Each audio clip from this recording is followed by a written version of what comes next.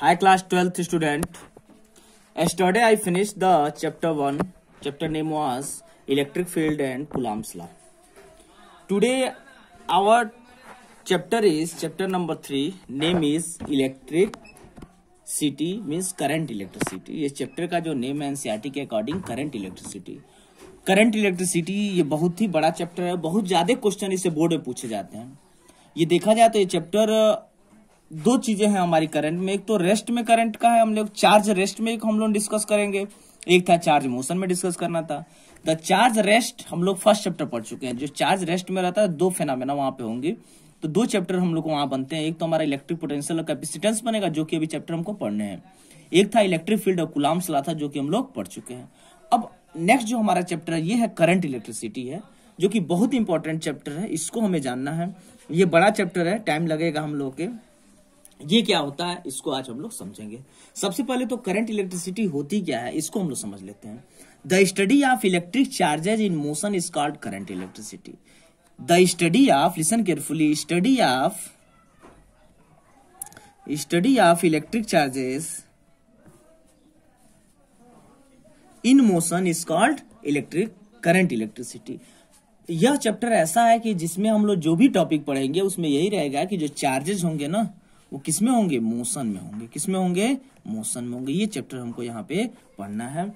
Study of the electric charges in motion is called current electricity. तो ये chapter है, इस बहुत इंपॉर्टेंट चैप्टर है. इसमें दो तो ऐसे टॉपिक हैं जो हमारे प्रैक्टिकल में भी हैं, जैसे कि पोटेंशियोमीटर, एक है एक मीटर ब्रिज है जो कि प्रैक्टिकल का भी टॉपिक हो जाता है. तो कुल मिला जुला के टॉपिक बहुत अच्छा है, बहुत इंपॉर्टेंट है. इसमें रेजिस्टेंस का हम लोग सीरीज कॉम्बिनेशन में पढ़ेंगे, पैरेलल कॉम्बिनेशन पढ़ेंगे, रेजिस्टेंस से रिलेटेड सर्किट पढ़ेंगे, फिर जाके हम लोग किरचॉफ्स लॉ पढ़ेंगे. किरचॉफ लॉ से 2-3 नंबर का हर साल क्वेश्चन पूछा जाता है. और किरचॉफ लॉ समझते हैं तो हम लोग कैपेसिटर में भी उसका यूज कर लेते हैं. अब आपके दिमाग में ये बनना होगा सर आप चैप्टर 3 पे आगे चैप्टर 2 नहीं पढ़ा है, तो किरचॉफ लॉ अगर हम लोग समझ जाएंगे तो चैप्टर 2 में भी जो क्वेश्चन होंगे कैपेसिटर से रिलेटेड उसमें किरचॉफ लॉ अप्लाई करना होता है. किरचॉफ लॉ कहाँ पे, थर्ड चैप्टर पे. तो पहले हम लोग थर्ड पढ़ेंगे, उसके बाद से सेकंड चैप्टर पढ़ेंगे. अब हम लोग स्टार्ट करते हैं. जो सेकंड चैप्टर का फर्स्ट टॉपिक है इलेक्ट्रिक करंट है. क्या है ये, electric current. What is the electric current. कहने में तो बहुत आसान लगता है कि rate of flow of charge is called electric current. Electric current से पहले आपको कंडक्टर इंसुलेटर जानना पड़ेगा कि जो कि क्लास 10th लेवल का है. लेकिन आप समझ जाओ, थोड़ा सा समझ जाते हैं कि कंडक्टर इंसुलेटर का इंटरनल स्ट्रक्चर क्या होता है. अगर आपको थोड़ा सा और डिटेल में जाना होगा तो आप क्लास 10th में टाइप करना. हमारा ये यूट्यूब पे एक वीडियो बनाया हुआ है, कंडक्टर इंसुलेटर एंड सेमीकंडक्टर. अब यहाँ पे जो भी कंडक्टर हम लोग लेते हैं, तो जो भी कंडक्टर आप मान लो सोडियम ले लिए, सोडियम छोड़, मान लो कि हमने एल्युमिनियम ले लिया, तो एल्युमिनियम +3 में होता है. तो हम लोग देखते हैं ड्यू टू थर्मल एजिटेशन. क्यों, ड्यू टू थर्मल एजिटेशन जो इलेक्ट्रॉन होते हैं ना आयन से, एटम से फ्री हो जाते हैं. अब फ्री होके जिग जैग पाथ पे मोशन करते रहते हैं. किसी भी पर्टिकुलर डायरेक्शन नहीं होता है, इधर किधर भी जिग जैग पाथ पे मोशन करते हैं. और जहां से इलेक्ट्रॉन निकलते हैं वहां आयन का फॉर्मेशन हो जाता है. मीन्स इसमें दो तरह के चार्जेस हो गए. कौन कौन चार्ज, एक तो हो गया हमारा फ्री चार्ज जो कि इलेक्ट्रॉन के फॉर्म में फ्री चार्ज, एक हो गया बाउंड चार्ज जो कि आयन के फॉर्म में. मतलब है कि जहां से जिस एटम से इलेक्ट्रॉन निकल गए तो निकल के बाहर नहीं जाते, ये भी ध्यान देना चाहिए. उस पर्टिकुलर वायर में, उस कंडक्टर में ही रहेंगे. लेकिन क्या होता है कि उस कंडक्टर में फ्रीली मूव करेंगे. जब फ्रीली मूव करेंगे तो हम लोग को ये जानना होगा कि दो तरह के यहाँ पे चार्जेस बनेंगे, एक फ्री चार्ज होगा, एक बाउंड चार्ज हो जाएगा. तो अब बाउंड चार्ज नाम क्यों रखा है, क्योंकि ये बधा रहता है, मूव नहीं करेगा, कभी मूव नहीं करेगा, याद रखना. अब मूव कौन करेगा, फ्री चार्ज. फ्री चार्ज होता कौन है, इलेक्ट्रॉन होते हैं. कौन होते हैं, इलेक्ट्रॉन होते हैं. आप इलेक्ट्रॉन के बारे में जानते हो कि इलेक्ट्रॉन का जो सिंबल ई से डिनोट करते हैं, इसकी वैल्यू, जो चार्ज की वैल्यू होती है 1.6 × 10⁻19 कूलम ऐसा यूनिट होती है. माइनस होगा, मैग्नीट्यूड की केवल बात करने लेंगे तो -1.6 × 10⁻19. जब वैल्यू हमें क्वेश्चन लगाने होते हैं तो आप यहाँ पे मैग्नीट्यूड से भी काम चला लोगे, माइनस प्लस साइन हम लोग नहीं भी लेते हैं. लेकिन अब हम लोग को आगे जो टॉपिक पढ़ना है इलेक्ट्रिक करंट पढ़ना, तो इलेक्ट्रिक करंट को थोड़ा सा समझते हैं. जैसे मान लो कि ये कोई कंडक्टर है A B. Suppose this is the conductor A B. इस कंडक्टर ए बी को हमने एक बैटरी से कनेक्ट किया. ये कनेक्टिंग वायर है, ये बैटरी से हमने कनेक्ट कर दिया. जब बैटरी से हम लोग कनेक्ट करेंगे अब क्या होगा, इसमें बहुत सारे फ्री इलेक्ट्रॉन है. मान लो कि स्विच ऑफ है. पहले क्या है, ऑफ का कंडीशन ले लेता हूं, ऑफ है. स्विच हमारा क्या है, ऑफ है, 2 ऑफ वो ऑफ बना दिया, स्विच ऑफ है। स्विच ऑफ होगा तो कोई करंट फ्लो नहीं होगा। जो ही स्विच हम लोग ऑन करेंगे, ऑन कर दिए, मान लो कि स्विच हमने क्या कर दिया, ऑन कर दिया। अब क्या होगा, ये पॉजिटिव टर्मिनल, ये नेगेटिव टर्मिनल है। पॉजिटिव टर्मिनल इलेक्ट्रॉन को क्या करेगा, अट्रैक्ट करेगा, सभी इलेक्ट्रॉन में फोर्स लाएगा, इसको एक डायरेक्शन में मूव कराना चाहेंगे, इलेक्ट्रॉन यहाँ पे यूनि डायरेक्शनल हो जाते हैं।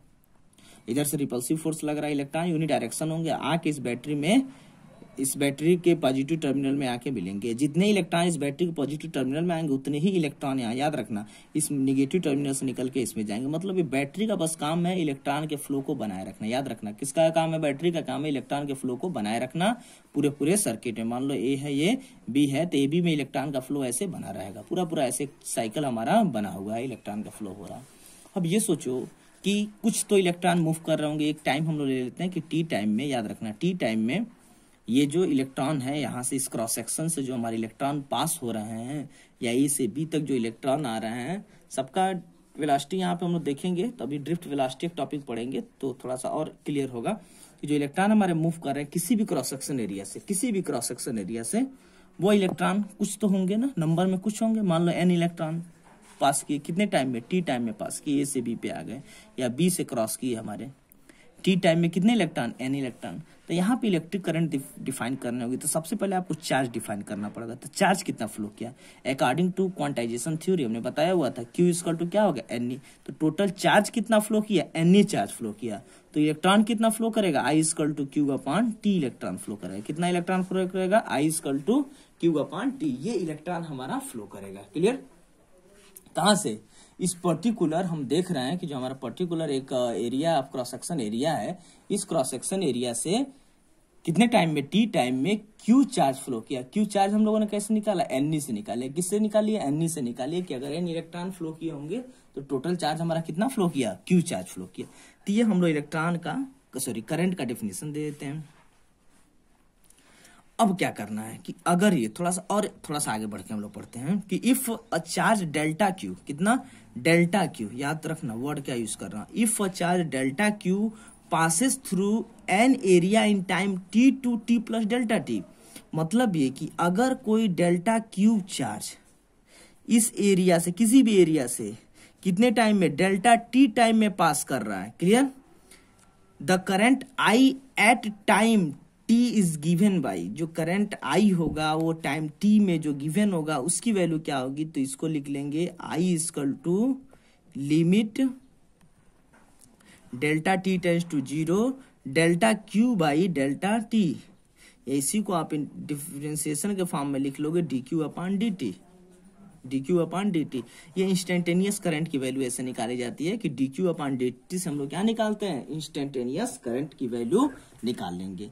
तो ये तो था हमारा करंट का डेफिनेशन। अभी कैसे देंगे, अभी तो हम लोगों ने करंट की वैल्यूज को निकाला, क्या होता है डेफिनेशन, क्या होगा, rate of flow of charge, rate of flow of charge is called electric current, rate of flow of charge the electric current. Average current क्या था, if a charge delta Q flow through a conductor in interval of time delta T. तो ये हमारा हो गया। Instantaneous current क्या हो गया, जब हमने डेल्टा टी टेंस को क्या कर दिया, 0 कर दिया। अगर केवल एवरेज करंट आपको निकालना होता तो आप यहाँ पे कह सकते थे कि आई एवरेज की जो वैल्यू होगी वो हो जाएगी delta Q upon delta T. लेकिन इंस्टेंटेनियस कोई पूछ देगा, आई इंस्टेंटेनियस की वैल्यू जो होगी वो हो जाएगी limit delta T tends to 0 delta Q by delta T, delta Q by delta T, इसी को लिख लेंगे D Q upon D T. ये था। अब कुछ करंट से रिलेटेड हमारे इंपॉर्टेंट पॉइंट होते हैं जिस पॉइंट को हमको जानना होगा। वो पॉइंट क्या क्या होते हैं, करंट स्केलर क्वांटिटी होती है। कौन सी क्वांटिटी होती है, करंट स्केलर क्वांटिटी होती है।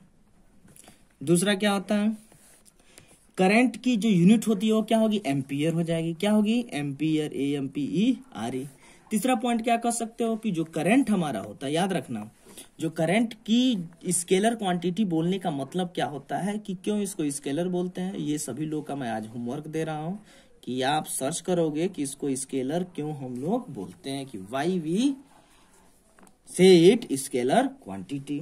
अब क्या करना है, करंट की हम लोगों ने वैल्यू निकाल ली।